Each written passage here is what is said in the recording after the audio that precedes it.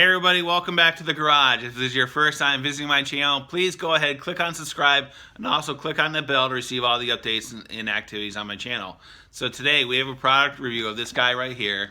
It's the Autel AL539 OBD2 scanner with a built-in digital voltmeter. So, full disclosure, Autel reached out to me and supplied the scanner free of charge in exchange for my review. They are not paying me for the review, but they did send the scanner to me free of charge. So if at the end of the demonstration you do like the scanner, go ahead, check out the description of the video. There will be a link to the seller storefront on Amazon where you can go purchase it on your own. So with that being said, we're going to go get it hooked up to this 2013 Chevy Cruze Eco with a 1.4. We're going to fire it up, review some of its options and features, and see what it can do for us. Alright, so included in this kit is a nice bag to carry everything in. You have the standard micro USB cable that will allow you to hook up the scanner to a laptop or a computer to do any type of updates on it. You have the scanner itself. You have the digital voltmeter leads with some protective tips on it so you can cover them when you're not using them to protect them. And then you have your standard 6-foot communication cable. Also in the bag you have your the manual as well as a CD that gives you some additional documentation as far to use it. Okay, so we have it hooked up, and essentially this is what we're looking at as far as the home screen. You have the OBD2 section, the ready test, which is essentially the I am ready test, the diagnostic trouble code lookup, review data, print data, setup, multimeter, and then start test. So we'll go into setup real quick, and just to show you some of the options, what you can do. You can go to language, unit of measure, you can turn the beep tone on and off. On this one, it actually has some self-diagnostics on the tool. You can do a display test, keyboard test, an LED test. Basically, that will just turn the LEDs on and off. Tool information is going to tell you the software and the version history on it. And then update mode and calibration mode. Calibration mode is for the digital voltmeter functionality of it. So going back, so let's do this. We're going to go into OBD2, get into the meat of it. It's going to communicate with the car, gives you a summary. We're going to erase data. And what we're going to do is we're going to go into 7E8. That's the PID on this car that's going to give you the majority of the information we're going to look for. It's going to communicate. It's going to read codes. Right now this car doesn't have any codes to display, so it's going to show you no data.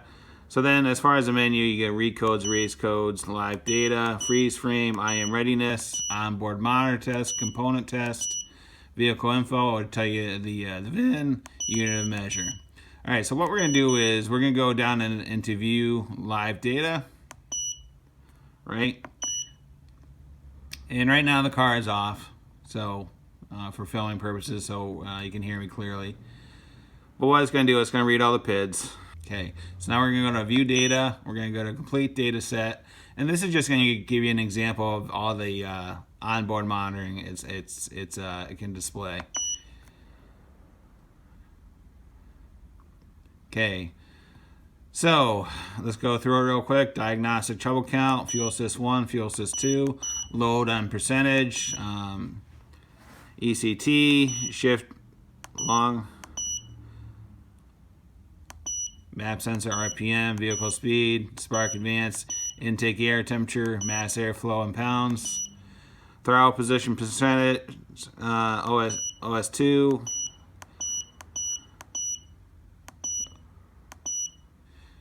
runtime, miles driven and distance, evaporation percentage, how many warm-ups, how many miles the car has been driven since the codes have been cleared, evaporation, barometric pressure, catalyst temperature, essentially that is the temperature of your catalytic converter, load on the ABS, throttle position ratio, ambient air temperature, it's 48 degrees in the garage right now. And then there's some other here, I don't know what they are. Intake air temperature 1, 2, and 3. and back to the first page, right? So that essentially is all the onboard monitoring. So what we're going to do is we're going to hit escape, and what we're going to do is we're going to go back down to onboard monitor test. All right, so then it's going to ask you what car you have. So we're going to select Chevrolet. Oh, I hit escape by accident. Let's try that again. Go down to Chevrolet. Alright, so oxygen sensor monitor bank 1, bank 2, catalyst monitor bank, evat monitor, purge flow monitor, and what we're going to do is misfire count on cylinder 1 through 4.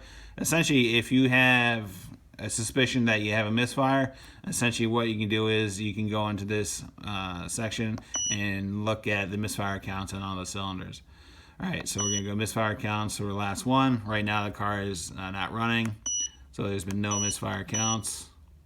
So what we're going to do at this point, we're going to fire up the car and we're going to go back into the tests that we were seeing. We're going to see some live data, and I'm not going to talk, I'm just going to go through it. And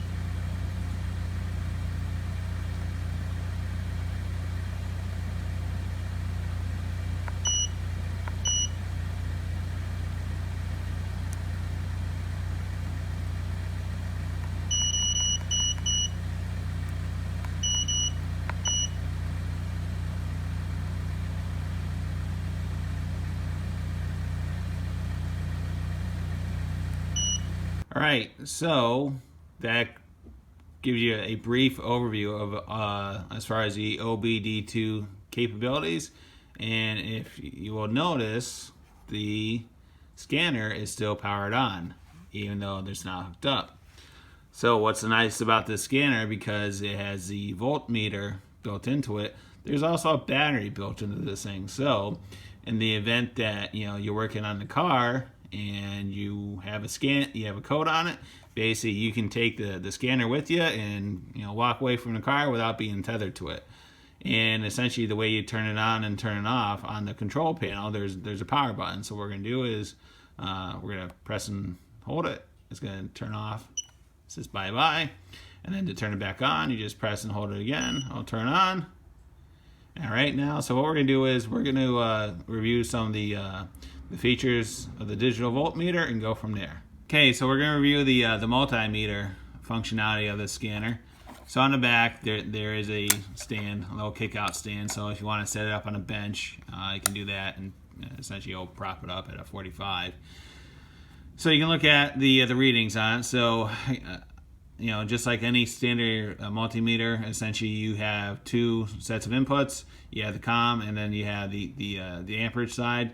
So for the most part, most people are going to use the COM side for doing measuring voltage, DC DC and AC, resistance and stuff like that. And for the other side, for the amp side, that's where you would use to measure current and voltage drops along a circuit. So with that being said, we're going to hook up the leads, right? And this pretty much works like any other multimeter. So what we're going to do is we're going to go into the multimeter section. We're going to hit OK. And so what you're going to see is you're going to see an auto meter. And then if we go down, you have voltage in DC. You have voltage measured in AC. You have a continuity test or a ohms meter check. And then you have a diode section, which will essentially allow you to measure a voltage drop across the diode to make sure the voltage is only flowing in one way. And then you have the options for doing the amperage flow, 20 amp and 200 milliamps. All right, so what we're going to do is we're going to just do some real simple tests. We're going to measure voltage, and then we're going to do a continuity check. So if we go down, we're going to go down to continuity, right? And so what's nice about this is if you just touch the two sensors, you'll get an audible tone. So essentially that tells you you have continuity in the circuit. All right. So what we're going to do now is we're going to go up to DC voltage. And what we're going to do is we're just going to stick it in the battery. Let's see what we get.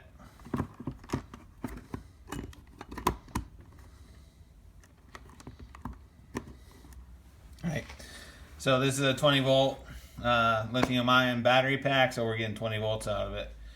So if we wanted to measure AC voltage, it's, as far as like a house outlet, you would just take it down there to AC voltage, go stick it into a 120 volt source, such as an outlet in your wall, and then it'll show you whether or not you have 120 volts.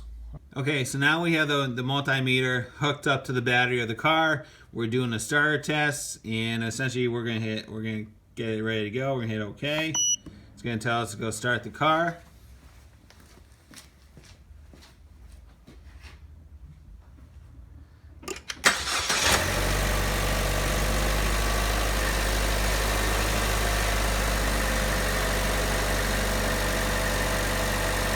So as you saw, what it did, it measured the voltage drop on the battery when the starter was applied to it.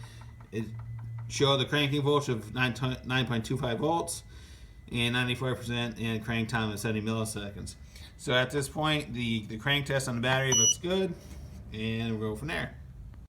All right, so now we're gonna do the charge test. Again, the meter is hooked up to the battery. It's going to measure voltage across the battery leads as the car is running and the alternator is charging.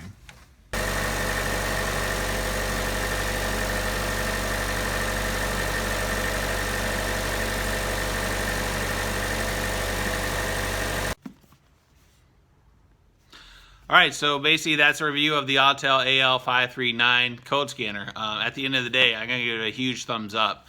Mainly because, it's essentially two tools in one. Not only do you get the scanner, but you also get the digital voltmeter in essentially one nice, easy to use package. So, say if you're going to help somebody out and you really don't know what the issue is, you can basically take this with you, and you have a voltmeter and a scanner all in one. So it's basically you only have to take one tool.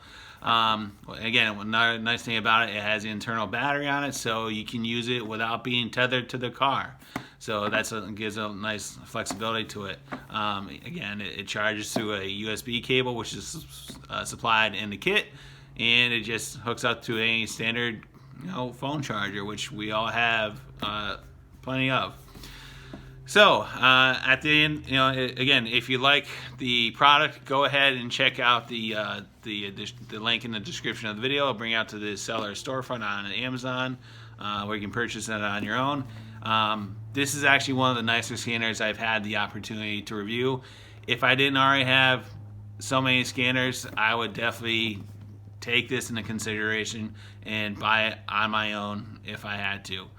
It really is a nice product, so big thumbs up. So at the end of the day, if there's any questions, comments, concerns, go ahead and leave them in the comments box. I'll get back to you as soon as I can. And as always, thanks for watching. Don't forget to subscribe and have a good day. I'll talk to you later. See you.